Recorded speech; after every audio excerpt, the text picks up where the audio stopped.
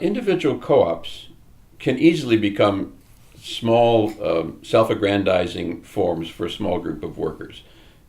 Famous stories about the plywood co-ops in your part of the country, in Oregon, which were actually co-ops and have gone out of business for reasons that had very little to do with them, had to do with wood supply. But they began to hire other people, and it was a small group of men who made more money and then hired people at lower wages and changed the whole nature of the culture. Co-ops and worker-owned companies have a spirit of ownership, but often in the marketplace they're forced to pollute if they have to because other competitors are polluting.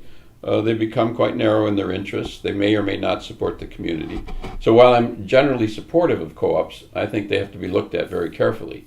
We're doing work in Cleveland with a series of worker-owned cooperatives that we're helping generate. But they are also anchored, and this is a particularly interesting structure.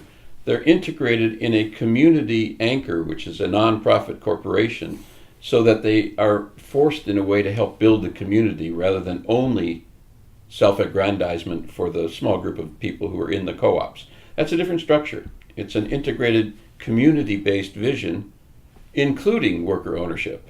So it's a very interesting form that builds the community at the same time it builds worker ownership. And I'd say that's an important way to think about the direction beyond simply saluting co-ops, which, as I say, I think they're very important because they change people's idea about what can be done, but they're not the last word. Another piece of this that's important, and this has to do with the environmental issues. The Cleveland work we've done, for instance, is oriented in part, significant part, towards a market that is essentially a quasi-public market. Hospitals and universities have a lot of public money, and in Cleveland we're directing some of that purchasing power, $3 billion the hospitals buy in Cleveland and the universities, towards local firms that are worker community owned. Now that's important both to help those firms, but it also gives them stability where they don't have to grow in an aggressive fashion. They may want to or not, but for ecological reasons, instability drives people to do things that are ecologically disastrous. And trying to stabilize the market in this way is a model, a way of thinking about the relationship between decentralized community/worker cooperatives and stability provided by a quasi-public market. Healthcare being the most obvious one that can help stabilize the community as a whole, undercut the drive to grow and pollute, but also help worker-owned companies. So that's a model that's more complex, but has a serious set of ideas about the environment that most socialism in the past really didn't take up. And it's important to do, particularly if you think about growth. Most private businesses in a marketplace or capitalist marketplace must try to grow out of fear, even more than greed. Because if you don't grow, somebody might take your market and you might die. At that place is the heart of the ecological crisis. Polluting, growing, climate change, out of fear. So the only answer is some stability of that market. And that means a new design, like the design in which some form of public stability is given by the market, and the market is a public market, quasi-public market, but highly decentralized towards the community and worker-owned level.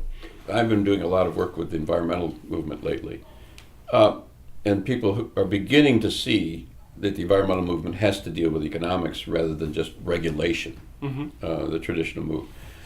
But most environmentalists, even the ones, the leading figures who are beginning to say it's time for a new economy, a new debate, understand that growth, unrestricted growth, is the source of the major problem. They still would like to try in the traditional fashion to regulate that growth.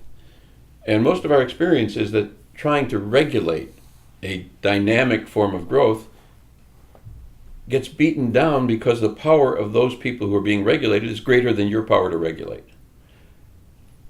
The only answer is to create more stability to the market so they don't have to grow and still can succeed. And as I said, growth is driven as much as by fear.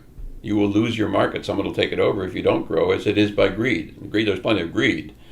And these forms that are beginning to develop, which provide some form, not entire, but some form of stability, that purchases by public hospitals and public universities in the local area, some form of stability is a way to undercut the growth dynamic.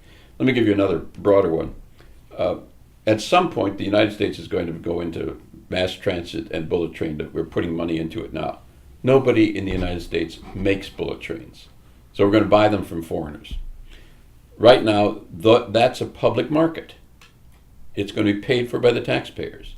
It could be used and directed so that worker community-owned firms were built in America to stabilize places like Detroit and also undercut the growth dynamic by giving some stability to those firms building for the public rails and mass transit and that sort of design.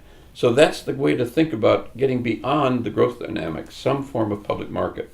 Because the government is 30%, 32%. It's not going to change much down, even under assault right now.